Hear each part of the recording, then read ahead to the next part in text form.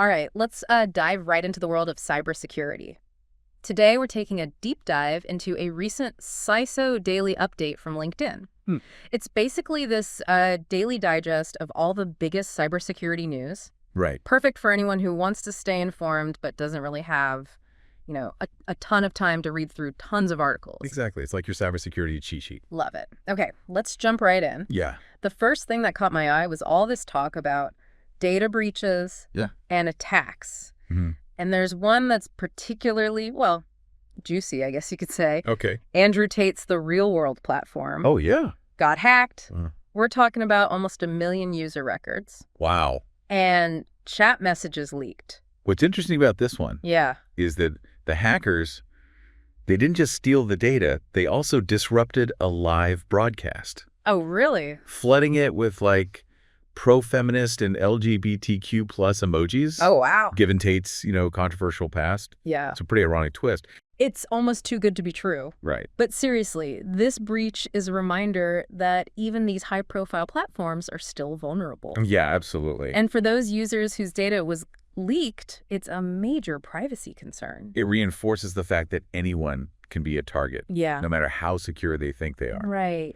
And speaking of targets, gambling giant IGT Oh, yeah. also experienced a cyber attack recently. Oh, okay. Their IT systems were disrupted, caused some downtime for services, and details about the attack are still under wraps. So we have a controversial influencers platform Right. and a massive corporation, both hit by cyber attacks. Yeah. It really makes you wonder, is anywhere safe these days? It's a valid concern. Yeah. And it's not just these high-profile cases. Yeah. We're also seeing this surge in malware, Okay. with some particularly sneaky techniques being used. Uh-huh. For example, there was this recent attack on PyPI. PyPI. Yeah, it's a repository for Python packages. Okay, so for those of us who aren't programmers, Sure. what exactly does that mean? Essentially, hackers uploaded malicious Python packages that were disguised as popular AI tools, Oh. like ChatGPT and Quad. Oh, wow. It's like a digital Trojan horse. Interesting. Users think they're downloading something useful, Yeah. but they're actually installing malware Oh, no. called Jarkastealer. Jarkastealer, sneaky. So what does this Jarkastealer actually do? Well, it's designed to steal sensitive information. Okay. We're talking browser history, system details, even session tokens from applications like Telegram, Discord, and Steam. Session tokens, what are those? Imagine them as digital keys that allow you to stay logged into an app Okay. without having to re-enter your password every time. Okay. So if a hacker steals your session token, Yeah. they can essentially hijack your account. Wow, that's scary. And this attack wasn't just limited to one country, right? No, it had a global reach. Oh, wow. We saw victims in the U.S., China, India, all over the place. It really highlights how interconnected we are in the digital world Oh, and how quickly these threats can spread. Yeah, it's pretty scary. And it's not just about stealing data. Okay. There are other ways that hackers are exploiting vulnerabilities. Uh-huh. For instance, there was a case where they abused a flaw in Avast's anti-rootkit driver. Anti-rootkit driver. That sounds pretty technical. It's basically a component of Avast's antivirus software Okay. that helps detect and remove a specific type of malware called rootkits. Okay. These rootkits are designed to burrow deep into your system and hide their presence, Oh, wow. making them very difficult to detect. So this vulnerability allowed hackers to essentially disable a key security tool, making their malware even harder to find. That's exactly it. Wow. It's like giving them a secret passageway to bypass your defenses. That's scary. And what's concerning is that Avast silently patched the flaws Really? without making, a big announcement about it. You'd think they'd want to be more transparent about something like that, Yeah, especially considering how many people use their software. absolutely. Makes you wonder what else they might be keeping quiet about. Transparency is definitely a key issue in the cybersecurity world. Yeah, sure. Users need to be able to trust the companies they rely on for protection. So we've got data breaches, sneaky malware, and now questions about transparency from security companies. It's a lot to take in. Is there any good news in this cybersecurity roundup? Well, let's talk about how big tech is facing increased scrutiny. Okay. That might be considered good news by some. Okay. The U.S. Department of Justice is proposing to break up Google's search monopoly.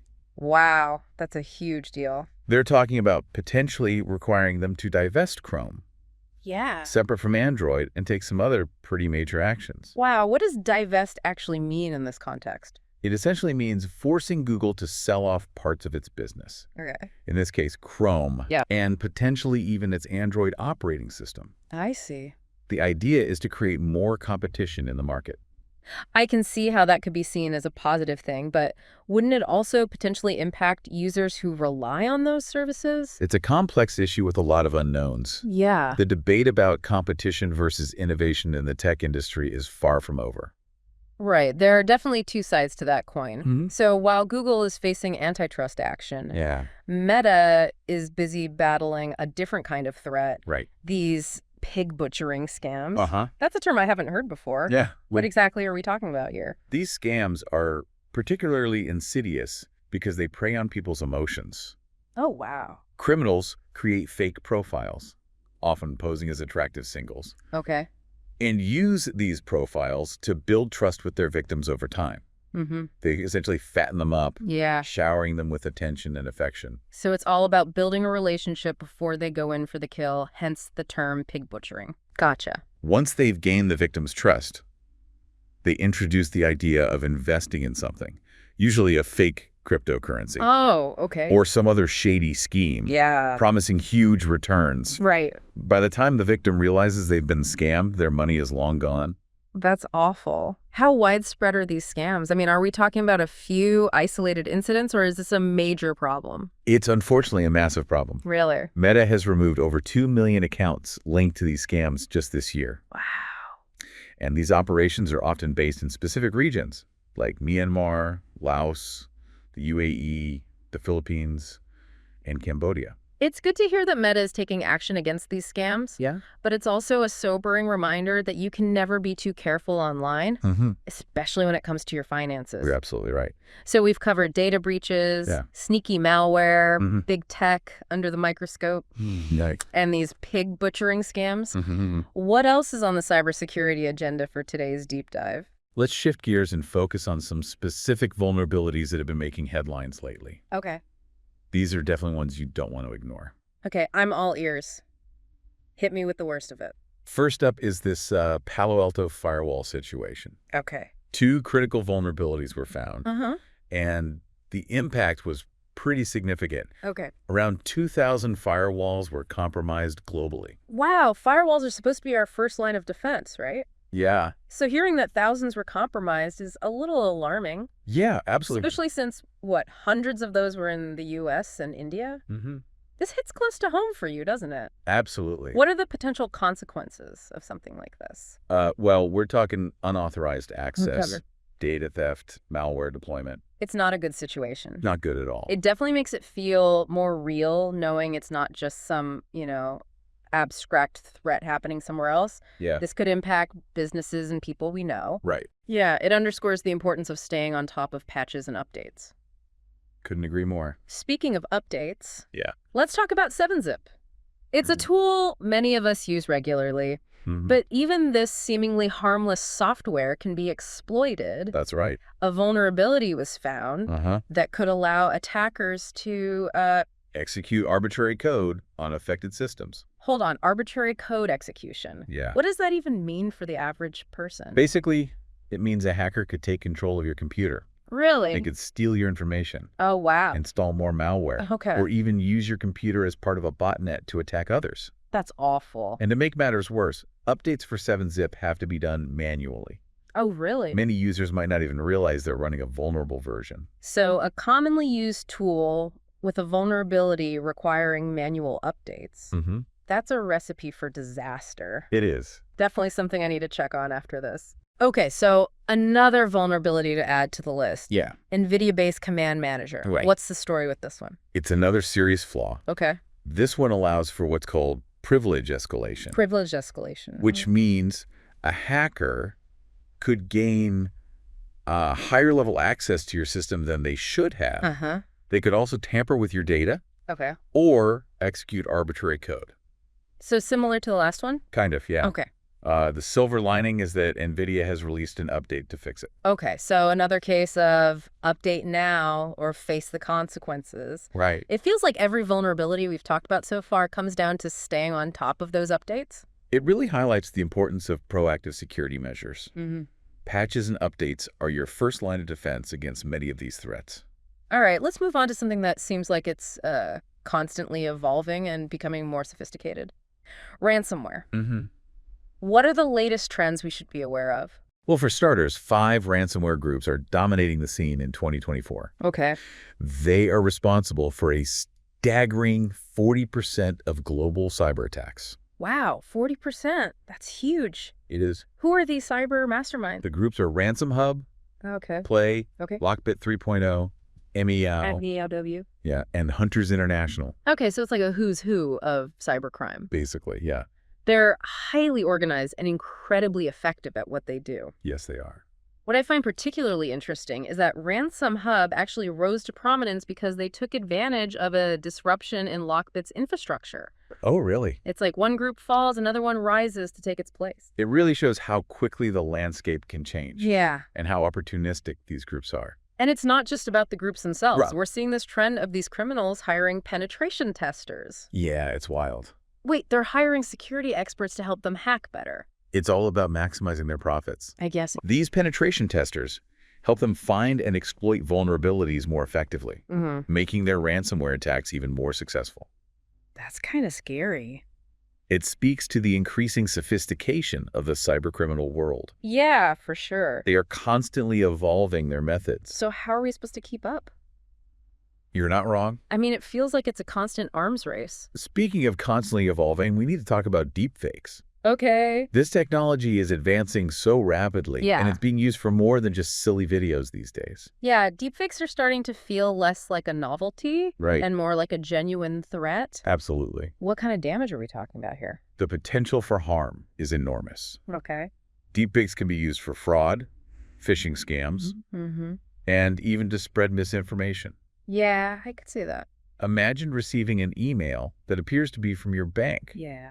but it's a deepfake Yeah. designed to trick you into giving up your login credentials. That's scary. It's getting harder and harder to tell what's real and what's fake. Right. And it's not just individuals who are at risk. Okay. Entire organizations can be targeted. Huh?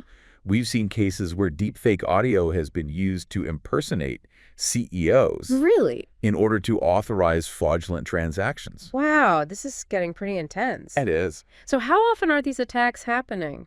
According to recent reports, deepfake attacks are now occurring every 5 minutes. Every 5 minutes. That frequency is a testament to how easily accessible Yeah. and effective this technology has become. Are certain industries more vulnerable than others? Yes, the financial sector, Okay. particularly cryptocurrency platforms, Mm-hmm. is a prime target.